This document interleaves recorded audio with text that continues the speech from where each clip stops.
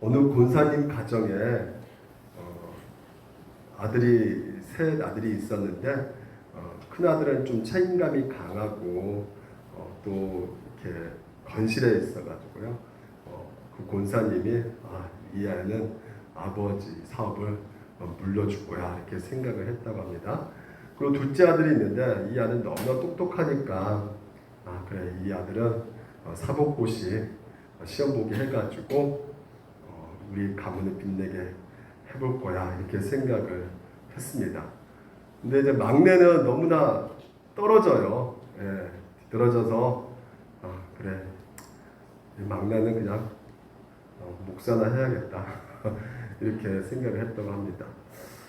하나님께 가장 좋은 곳을 드려져야 되는데 그렇지 못한 권사님의 생각들을 우리가 보게 되었는데요.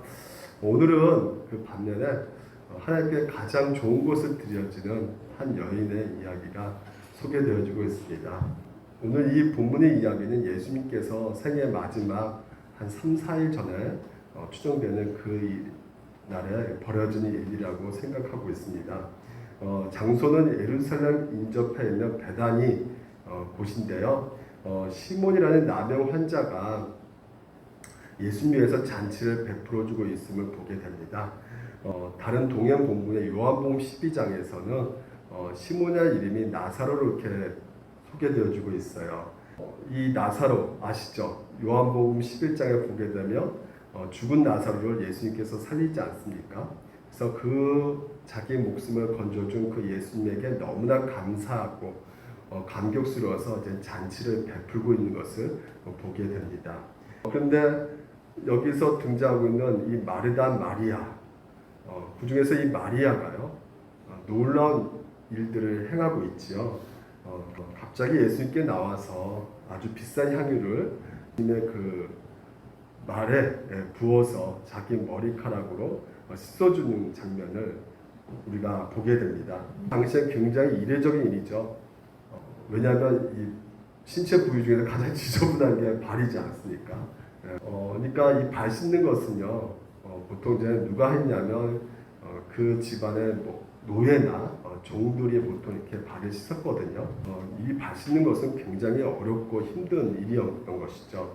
근데 마리아가 예수의 발을 지금 현재 씻기고 있는 것입니다.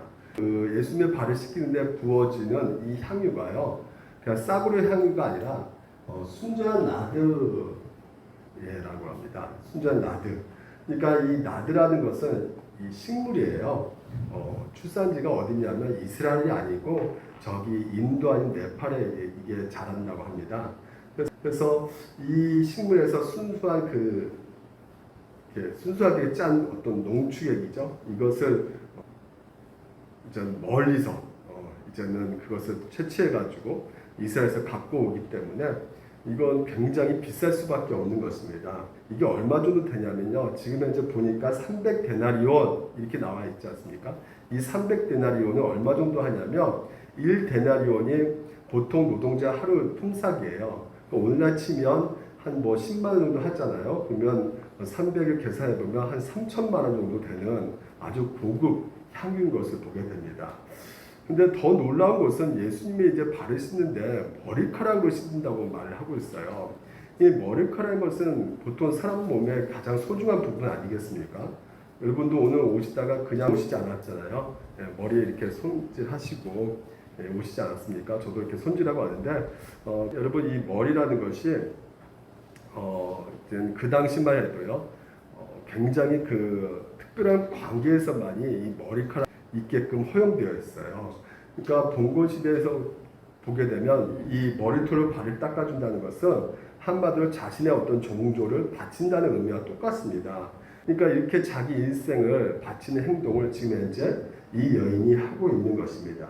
그리고 향수를 뿌렸다고 하는데 향수는 보통 여러분 어디다 뿌릴까요? 오늘날 여러분 우리가 보통 손목에다 뿌리잖아요. 그렇죠? 손목 아니면 귀 이쪽에 이게 향수를 이렇게 뿌리지 않습니까? 그래가지고 여기가 왜 뿌리죠? 넥박이 띄니까 이게 점차적으로 이렇게 향이 확산시킬 수 있기에 우리가 이 귀 뒤에 아니면 이제 손목에다 뿌리는데요.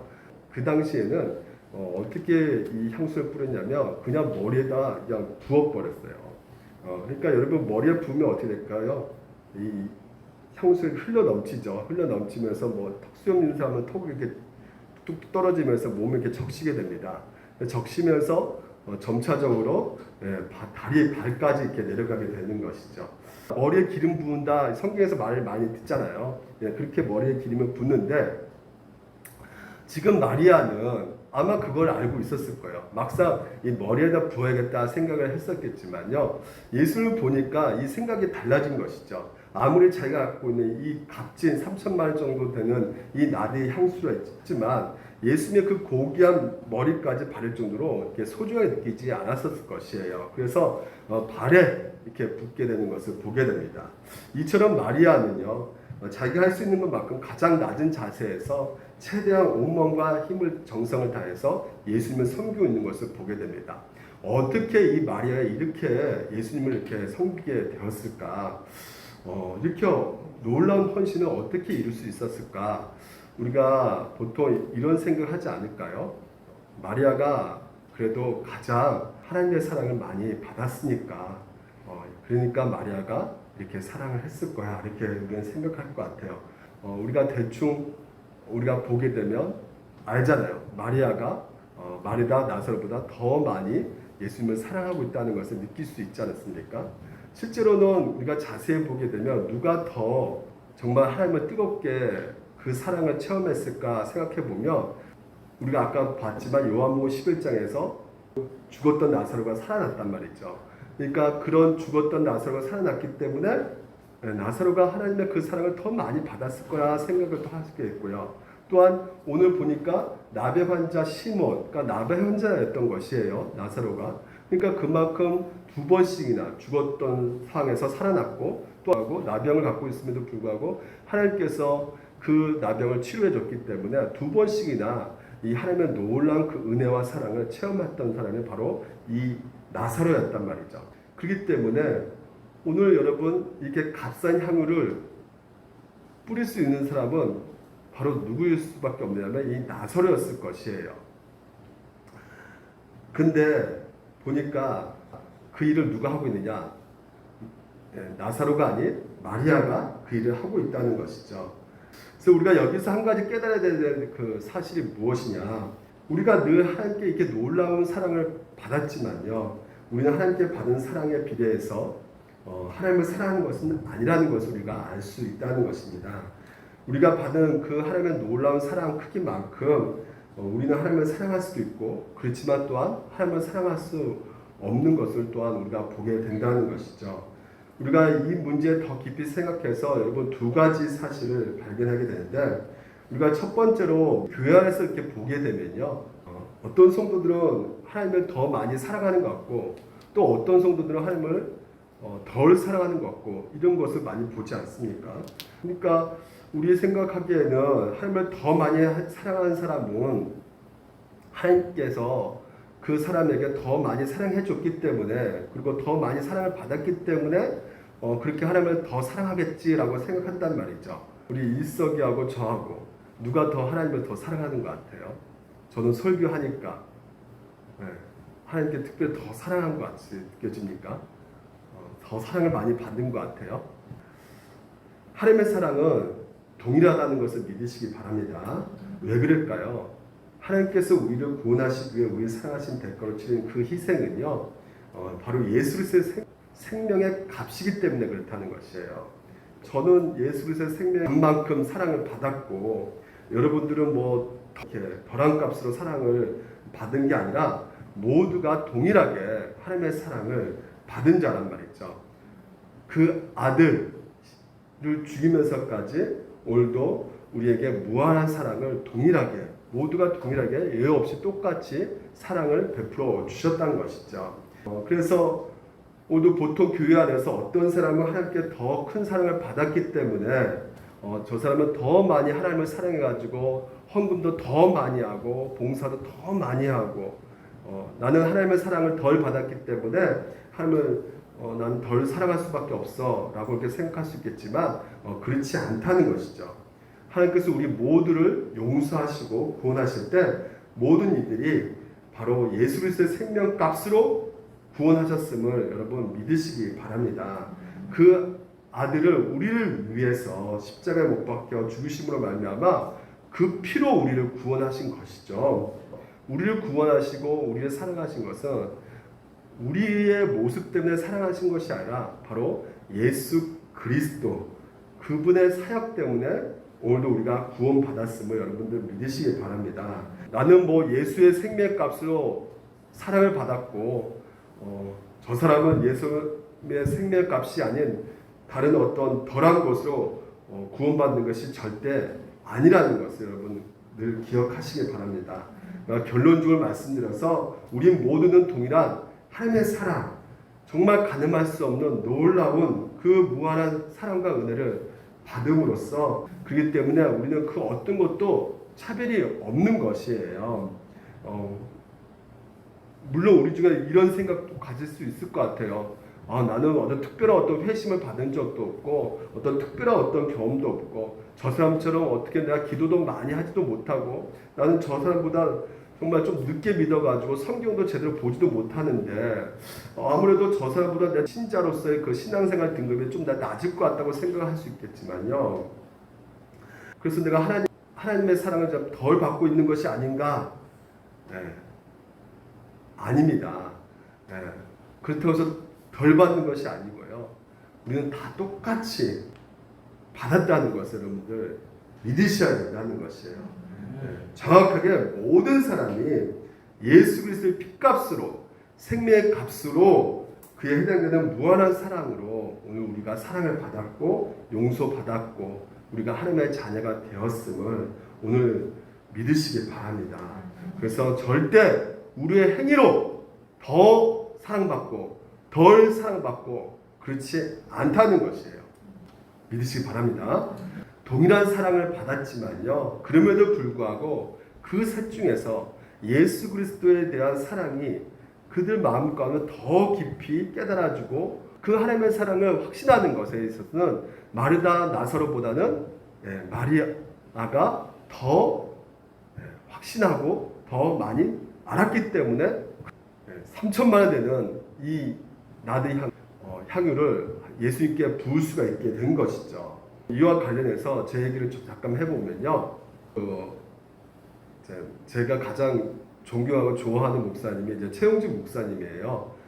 아시죠? 지금 태국에 선교사를 가신 최용진 목사님을 굉장히 좋아하는데 그 목사님 왜 좋아하냐면 정말 이분은 보게 되면 정말 예수 같아요. 하나님을 너무나 많이 사랑하는구나. 이분이 정말 하나님을 사랑하는 것을 느껴요. 근데 그 사랑하는 모습을 보면서 그래도 하나님께서 저분은 너무나 은혜와 사랑을 많이 베풀어 줬기 때문에 저렇게 하나님을 사랑하는 거 아닐까. 왜냐면 하나님께서는 저 최용진 목사님에게는 적어도 그 아버님도 목사님이시고 그 형제들이 2명 있는데 다 목사님이시거든요. 그러니까 목사들이니까 얼마나 또 기도를 많이 해주겠어요. 그러니까 하나님의 그 사랑을 너무나 많이 받게 되는 것이고 그래서 그 사랑으로 또한 최용진 목사님도 하나님을 더 뜨겁게 사랑한 것이 아닌가. 근데 어느 순간에 그분의 설교를 많이 듣고 나서 깨달았던 것이 무엇이었냐면 하나님은 동일하게 나도 이렇게 사랑하셨다는 것을 알게 되었다는 것이죠. 왜 그러냐면요.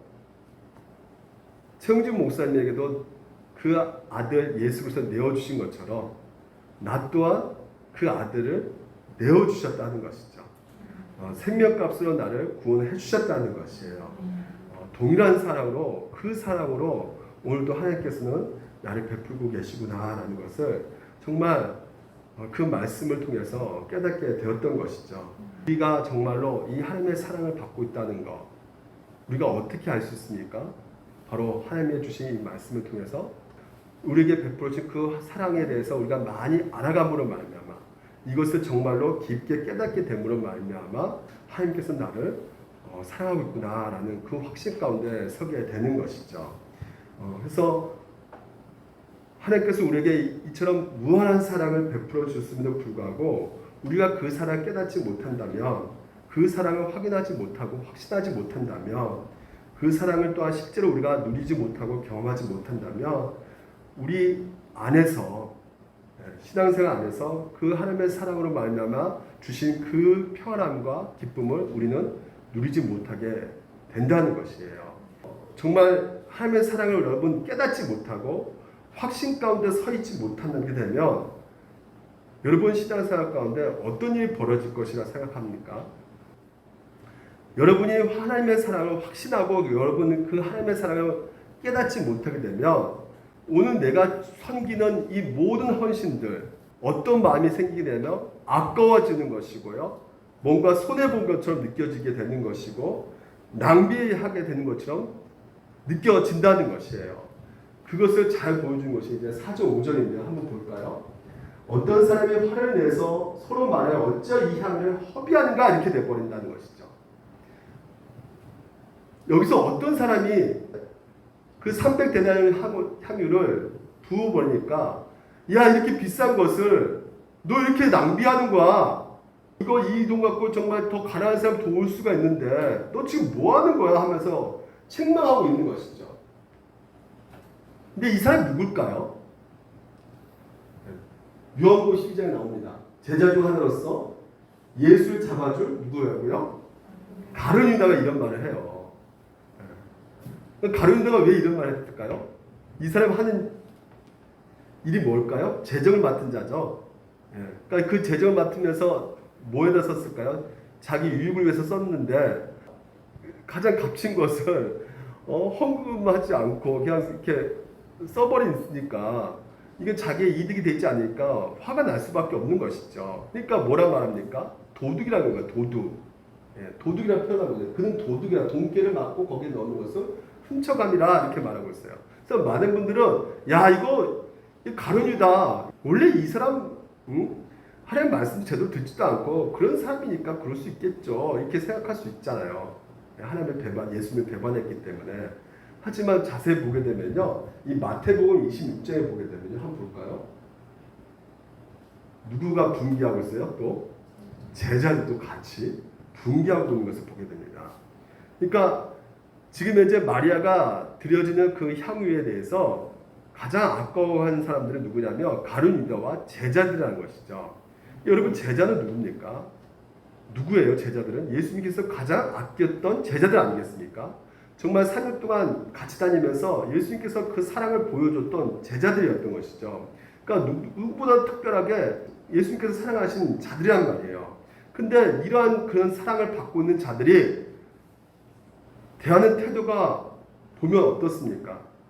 마리아는 자기를 낮춰가지고 심지어 지금 노예와 종같이 똑같이 정말 자기의 어떤 그 머리카락을 예수님 발을 씻기는데 닦아드리고 300데나리온을 향으로 옥합을 깨뜨려서 거기다 뿌리지만 제자들은 그렇게 3년 동안 하나님의 예수님의 사랑을 알면서도 여전히 어떤 모습을 취하고 있는 것이에요.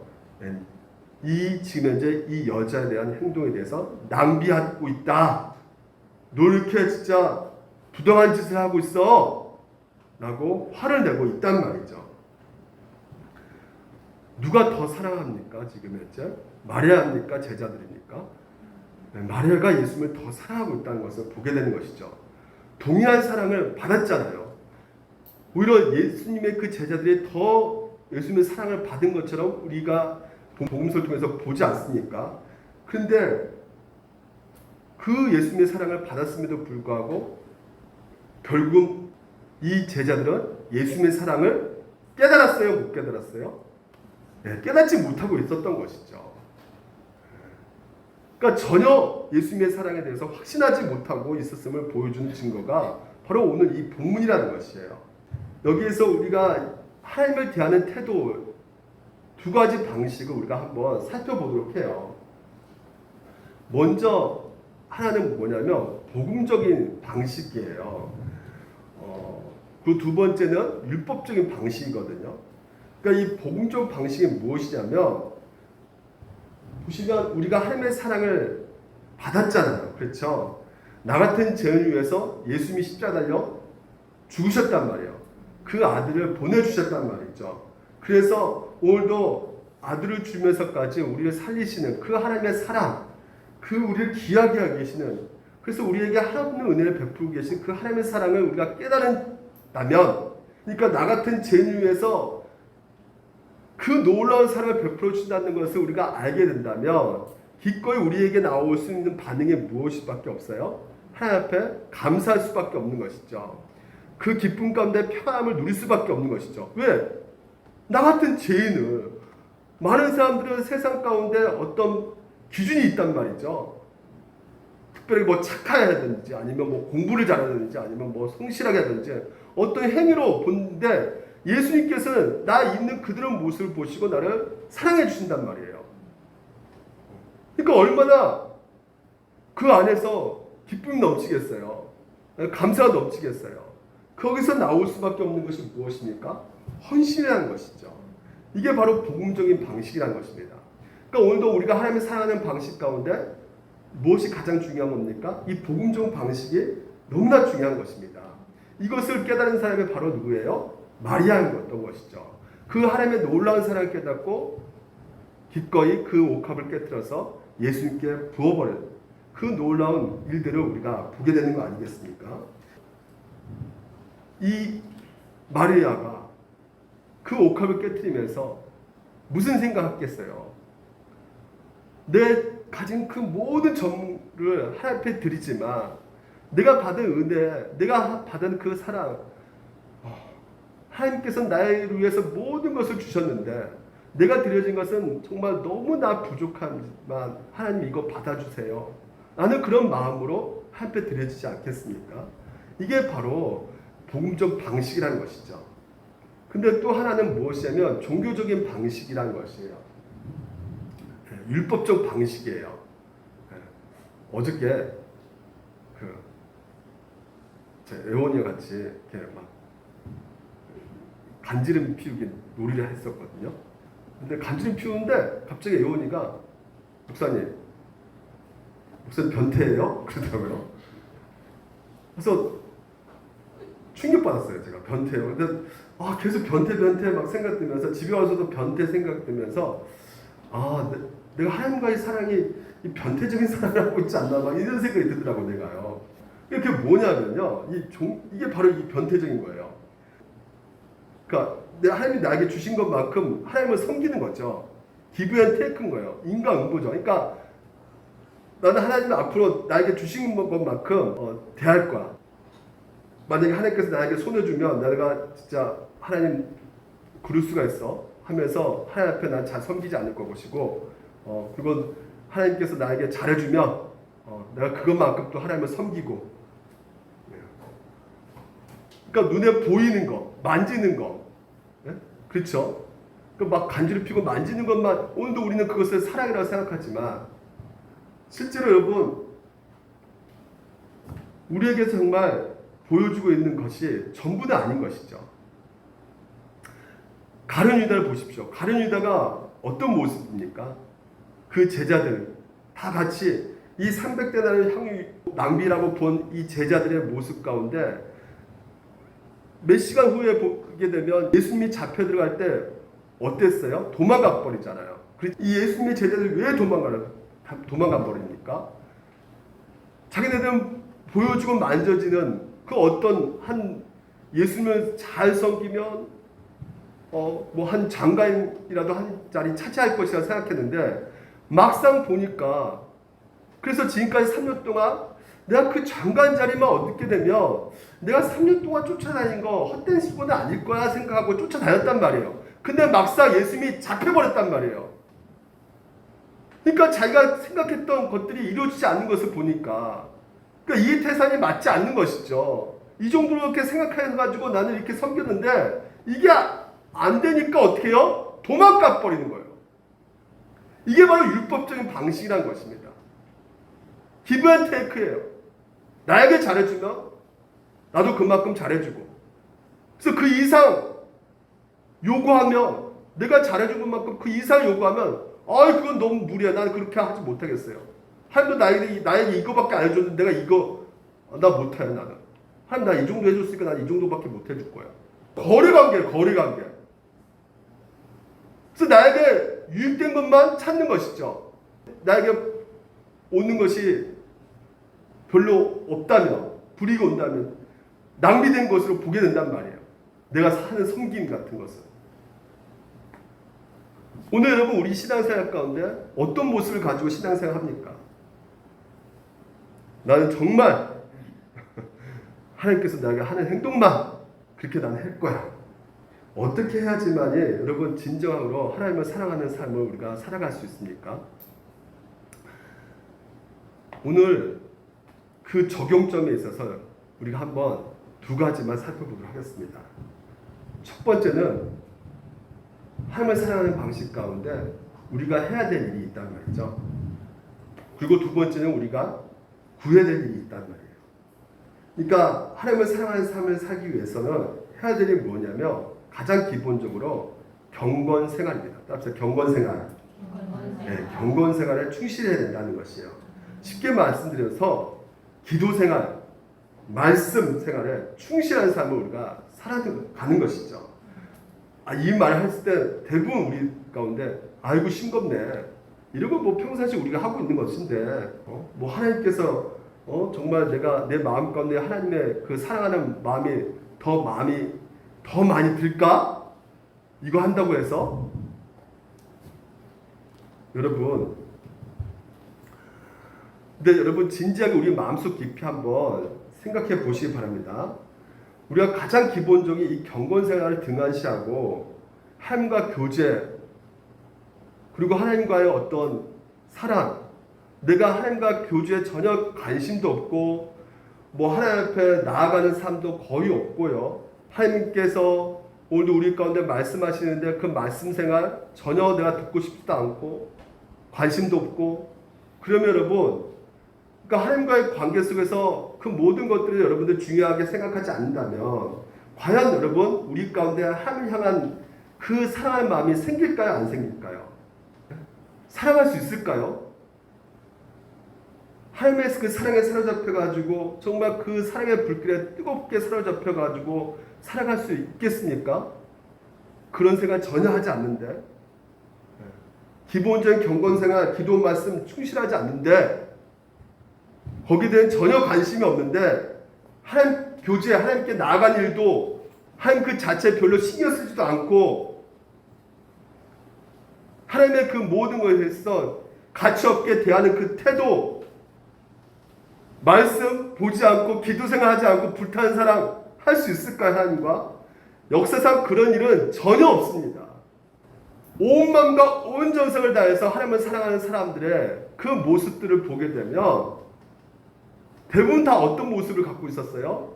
그렇습니다. 가장 하나같이 이 경건 생활에 충실했던 것을 우리가 볼 수 있단 말이죠. 기도와 말씀을 통해서 더 하나님을 갈망하고 더 하나님께 나아보자 하고요. 더 하나님과 그 교제하기를 원하는 그 마음. 그래서 기도 자리, 말씀의 자리에 늘상 가까이 가는 사람, 그 사람이 하나님을 뜨겁게 사랑하는 그 마음이 커져갈 수밖에 없게 되는 것이에요. 그러니까 그들이 바로 하나님을 가장 사랑하고 있는 동시에 끊임없이 하나님께 대한 갈망을 가지고 하나님을 찾고 구했던 자들이었던 것이죠. 성 어거스틴이 이런 말 합니다. 아무도 자신을 부풀리지 말라. 삶을 자세히 보면 사탄이라는 것이에요. 그러니까 자랑하지 말라는 것입니다. 뭐 나는 이런 특별한 삶이다 이렇게 드러내지 말라는 것이에요. 그래서 사람이 가진 은총은 오직 하나님께로부터 온다는 것이에요. 그러니까 우리가 한때 아무리 하나님을 잘 믿고 한때 뭐 뜨겁게 하나님을 사랑한다 할지라도요, 이 어거스틴 말에 의하면 죄악 외에 당신이 가진 것이 과연 무엇이 있는가 이렇게 말을 해요. 그러니까 본성상 우리가 우리의 소유로 가질 수 있는 것은 무엇이냐면 죄밖에 없다는 것이에요. 그러니까 여러분이 하나님의 은혜를 끊임없이 구하지 않는다면, 하나님의 그 사랑, 정말 하나님에 대한 갈망함이 없다면 어떻게 된다는 것이에요? 궁극적으로 우리는 뭐밖에 안 남는다는 것이에요? 죄밖에 안 남는다는 것이에요. 그러니까 사탄과 똑같이 된다는 것입니다. 마귀와 똑같은 삶을 우리가 살아가게 된다는 것이에요. 여러분, 우리 성경에 나와 있는 가장 경건한 성도로 꼽는다면 누굴 꼽을 수 있을까요? 사도 바울이죠. 순교의 순간까지 맞이할 때까지 그 하나님을 사랑하면서 헌신했던 이 바울. 근데 이 바울이 만약에 여러분 전혀 기도하지 않고 전혀 말씀을 읽거나 묵상하지 않고 그의 삶 가운데 하나님이 없었던 것처럼 하나님하고 상관없던 것처럼 살아갔다면 과연 여러분 그토록 지속적으로 하나님을 사랑해가지고 그렇게 선교하고 다닐 수 있을까요? 없을까요? 네? 그 뜨거운 열정 가지고 그 하나님의 놀라운 사역을 감당할 수 있었을까요? 없었을까요? 네. 사도 바울도 우리가 모든 면에서 똑같이 죄인입니다. 네. 그러니까 그 죄인이 하나님께 은혜를 구하지 않는다면, 하나님께로 나아가지 않는다면요, 또한 그 마음 가운데 하나님의 그 사랑이 사라져 버릴 것입니다. 그래서 오늘도 우리는 그런 이유로 계속해서 어떻게 합니까? 그 말씀의 자리, 기도의 자리에 나아가야 되는 것이에요. 경건 생활에 충실해야 됩니다. 이것이 바로 하나님을 사랑하는 것이에요. 아유, 나 하나님을 사랑하고 있어. 느껴지고 있어. 아니에요. 가장 기본, 내가 가장 하나님의 사랑을 경험할 수 있는 그 방법은 기도, 말씀, 예배, 왜 그 어떤 것이요? 없단 말이에요. 이게 바로 복음적 방식이에요. 이것을 잘 보여주고 있는 분이 누구냐면 바로 마리아예요. 마리아가 오늘 그렇게 사랑의 그런 놀라운 것을 보여줄 수 있는 것은 이미 이 마리아가 어디에 있었느냐? 보십시오. 누가복음 10장에 보게 되면 마리아라는 동생이 있어. 어디 있어요? 주의 발치 않죠. 그의 말씀을 듣더니 마리아가 뭐 잘못한 거 있습니까? 예수님이 오셔가지고 맛있는 음식 섬겨주는데 이거 아름다운 섬김 아니겠어요? 근데 문제는 무엇입니까? 너가 많은 일로 염려하고 근심한다 이렇게 말하고 있어요. 다시 말해서 마리아는 짜증내고 있단 말이죠. 일하면서도. 왜 짜증을 낼까요? 결국 하는 일이 뭡니까? 자기 열심으로 했단 말이죠. 그거 하면서 자기 만족이에요. 다시 말해서 자기 의를 위해서. 그러니까 율법적 방식으로 예수님을 대하는 것입니다. 그러니까 자기처럼 하지 못하는 사람을 깔보기 시작하는 것이죠. 정죄하기 시작하는 것이에요. 하지만 마리아는 어떻습니까? 하나님 말씀 앞에 서서 뭘 들었을까요? 그 하나님의 사랑, 그 십자가의 사랑, 나 같은 죄인을 위해서 끝까지 베풀어준 그 사랑, 아무 조건과 자격 없이 나는 이렇게 못났는데, 나는 이렇게 부족한데, 그런 나를 있는 그대로 아무 조건 자격 보지 않고 나를 사랑해 주신 그 사랑, 그 사랑을 예수님 통해서 알게 된 것이죠. 그래서 알게 됨으로 말미암아 복음적인 그 사랑의 방식이 나타나는 것이에요. 그래서 보십시오. 마가복음 14장 8절에 그는 힘을 다하여 내 몸에 향을 부어 뭘 준비했다고요? 예수님께서 내 장례를 준비했다는 거예요.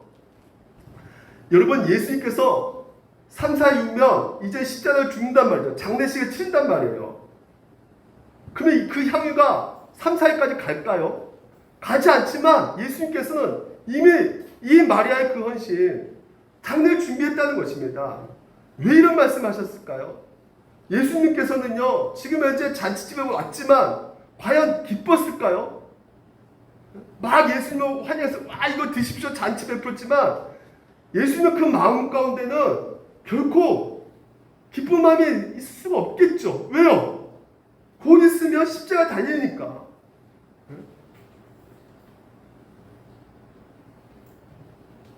정말 그 잔치집에 오더라도 마음 가운데 너무나 괴로운 거예요. 왜 괴롭습니까? 아버지라 부르는 그 성부 하나님 아버지께서 아버지라 부르지 못하는 그 십자가 앞에 저주받는 그 자리 앞에 서게 되는, 외면당하게 되는, 버림받게 되는 그 아픔과 고통을 이 예수님께서는 가질 수밖에 없는 것이죠. 그런 상황 속에서 그 발치 앞에서 하나님 말씀을 듣고 그 말씀을 듣는 그 마리아가 예수님의 그 놀라운 사랑을 깨닫고 어떻게 합니까? 자기 모든 것을 던져버리는 거예요. 다시 말해서 하나님의 사랑과 이 마리아의 사랑, 그것이 하나 되어버린 것이에요. 그 하나님의 사랑이 그 여자에게 나타나게 되는 것입니다. 그리고 그 말씀을 통해서 하나님의 사랑을 더욱더 풍성하게 알게 되는 것이죠. 주님 마음을 더욱더 알게 되는 그 삶 속에서 머리카락을 그 예수님의 그 발을 닦음으로 말미암아 내 모든 것을 전부를 다 든다도 그 갚을 수 없는 그 예수 그리스도의 그 사랑, 우리가 기도와 말씀 가운데 우리가 가장 해야 될 것이 무엇이냐? 하나님의 사랑을 어디서 찾아야 되는 겁니까? 따라합시다. 그리스도 안에서. 그리스도 안에서 찾아야 되는 것이에요. 결론적으로 우리는 보통 하나님의 사랑을 어디서 찾고 확인하려고 합니까? 내 인생 가운데 내가 원하는 것을 주시냐 안 주시느냐, 네? 내 뜻대로 되느냐 안 되느냐. 내 뜻대로 되면 하나님 날 사랑하는 것이고, 내 뜻대로 안 되면 하나님 날 사랑하지 않는 것이고. 근데 그렇지가 않죠, 여러분. 우리가 원하는 것이 다 좋은 것이 아니란 말이에요. 실제로 우리가 원하는 것이 인생 가운데 살아보면 알잖아요. 우리의 생각과도 판단 가운데 이거 진짜 잘됐다, 좋다. 그것이 좋다고 생각해서 구하지만, 그리고 그것을 찾는다고 하지만, 실제로 여러분, 우리의 보기에는, 눈에 보기에 당장 좋아 보인다 할지라도 그 이후에 그게 진짜 궁극적으로 좋을지는, 그 결과는 그 누구도 알 수 없습니다. 다 좋은 게 아니에요. 왜 그랬습니까? 우리는 미래를 너무나 모른단 말이에요. 오늘 그 모든 것을 아시는 분은 오직 하나님 한 분밖에 없습니다. 그래서 하나님께서 우리를 너무나 사랑하시기 때문에 구하지 않는 것 또한 하나님께서는 우리의 필요한 것을 아시고 주신단 말이죠. 왜냐하면 우리를 너무나 사랑하시기 때문에 우리에게 가장 필요한 것이 무엇인지를 알고, 우리에게 가장 좋은 것이 무엇인지를 알고 주시는 분이 오직 우리 하나님 한 분밖에 없기 때문에, 여러분, 우리가 궁극적으로 생각해야 될 것이 무엇이냐면, 하나님께서 우리에게 가장 좋은 것을 주시는 분이시다. 근데 이미 우리 가운데 주셨다.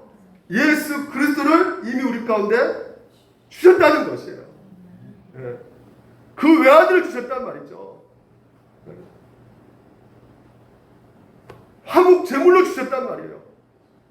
나를 살리기 위해서, 하나님과 원수였던 나를 하나님과 관계 맺기 위해서 하나님밖에 없는 아들을 십자가에 죽이셨단 말이죠. 그래서 하나님의 자녀, 하나님의 상속자 되게 하셨단 말이에요. 이것만큼 가장 좋은 걸 주신 것은 없단 말입니다. 오늘 이 일들이 어디서 발생됩니까? 유월절이에요. 유월절. 유월절, 그 명절 가운데 유월절이 아시죠? 그 10가지 재앙 가운데 마지막 재앙에 그 장자들을 다 죽이는 일을 하나님께서 행하십니다. 그 죽음의 천사를 보내가지고 싹 다 죽여버리는데, 그 문설주에 어린 양의 피를 바른 집은 패스오버, 유월된다, 지나간다는 것이에요.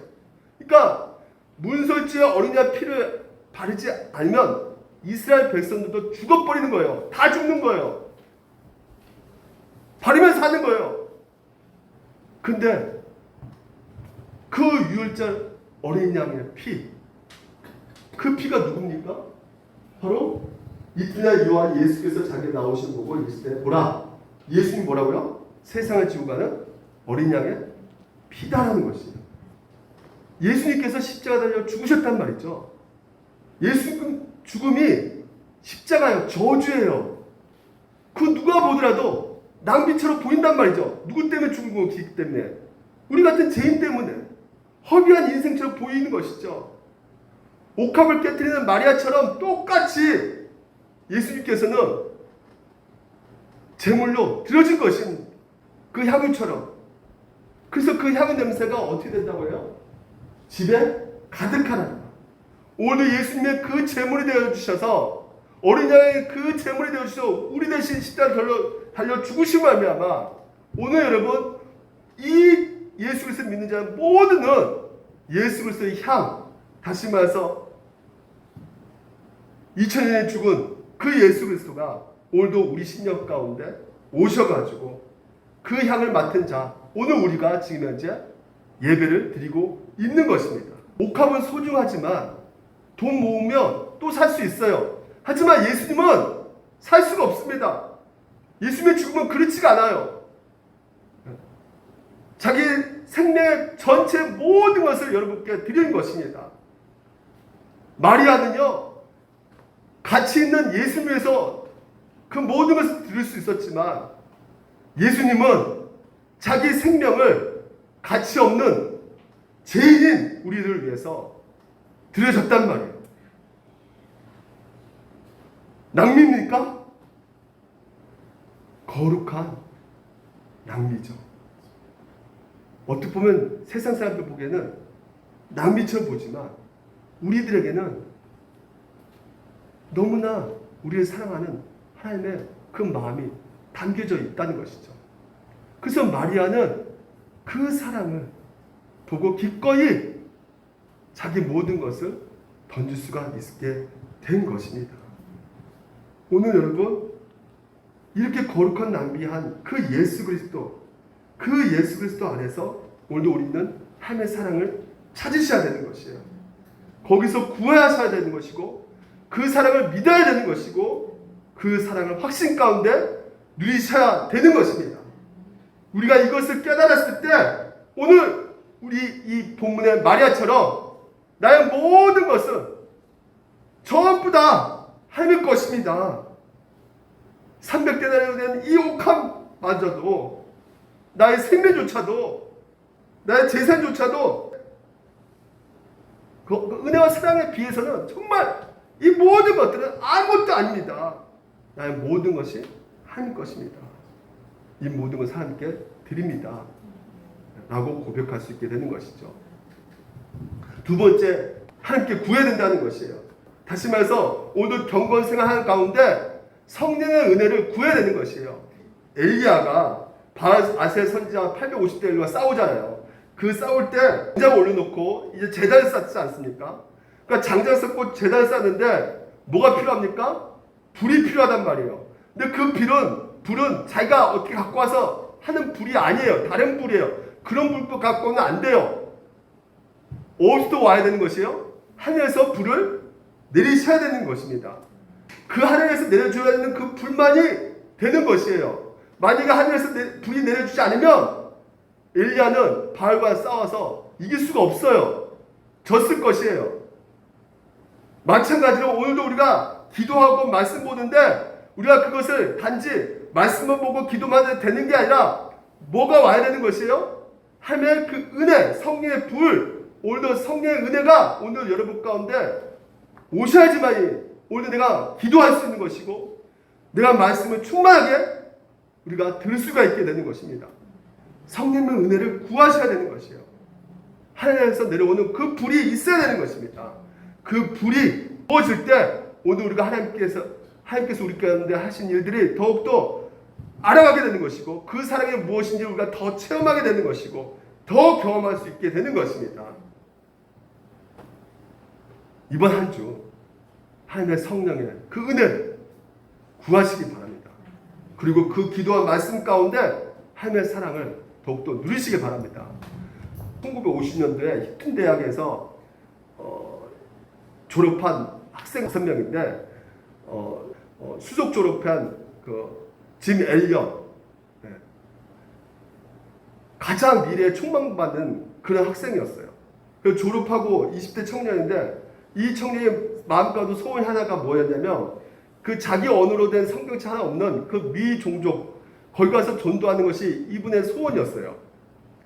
그래서 에스카도르에 있는 아우카족에 가는데 그 아우카족은 굉장히 포악한 종족이에요. 캠프에는 이제 자기의 아내와 딸을 두고 이제 이들은 5명 직접 그 비행기로 이제는 그 아우카족으로 들어가게 되는데 세상에 9가지 나왔는데 이제 모래가 발견된 거예요. 그래서 모래가 발견돼 거기서 이제 딱 착륙하려고 따는 순간에 누가 덤벼드냐면 이 9가족들이 덤벼들어요. 그래서 머리가 노랗고 되니까 이 9가족이 놀라잖아요. 그래서 폭력을 휘두릅니다. 결국은 이 5명이 그 현장 가운데 창에 맞아서 다 죽습니다. 칼에 맞고. 그때 무전으로 이 5명 중에 한 분이 아내한테 보낸 거예요. 지금 현재 9가족이 지금 달려오고 있는데 달려오고 있다고. 지금 현재 나를 위해서 기도해달라고.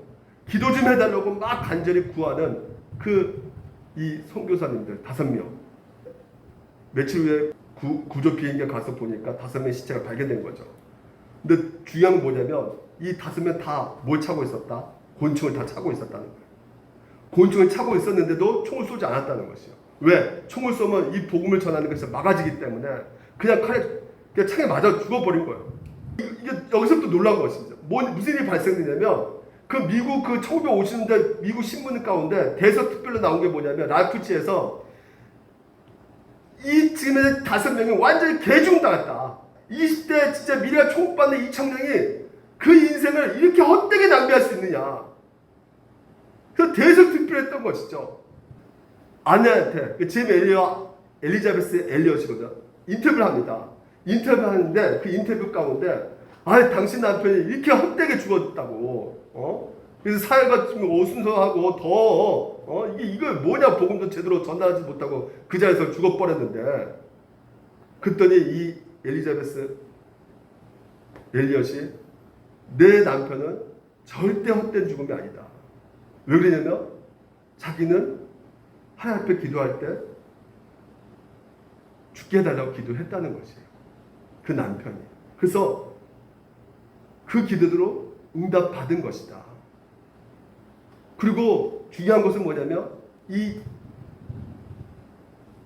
엘리자베스 엘리어가 바로 2년 후에 자기 가족들 데리고 다시 그 길을 갑니다. 9가족.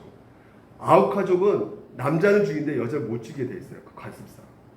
그래서 가서 5년 동안 아무 말도 없이 그들을 섬겨줘요. 치료해주고 간호해주고 병도 고치고. 그래서 이제 안식이 돼가지고 떠나는데 9가족이 물어봐요. 당신들 진짜 천사 같은데 왜 이런 것을 합니까? 그랬더니 그때 이 엘리자베스 엘리엇이 얘기해 준 것이죠. 당신들이 창으로 찔렀던 죽은 남자가 바로 내 남편이었다. 그 말을 듣고 거기 있는 사람, 자기가 창을 찔러 죽였던 그 한 사람이 충격을 받고 그 자리에서 울고 예수를 영접하게 되었다고 해요. 결국 그 사람이 그 9가족 목사가 되었다고 합니다. 그리고 그 마을 전체가 예수 믿게 되었다고 해요. 심지어 이분이 쓴 책이요. 전능자의 그늘, 이 책을 읽고 수천 명의 미국에 있는 많은 학생들과 선교사들이 정말 타지에 가가지고 이 책 읽고 용기를 얻어서 담대하게 선교를 떠나는, 오늘날도 우리 한국에서도 마찬가지로 힘을 얻게 되는 원동이 되는 그 책을 쓰게 된 것이죠. 여러분, 그 짐 엘리엇 죽음이 헛된 낭비입니까? 아니라는 것이에요.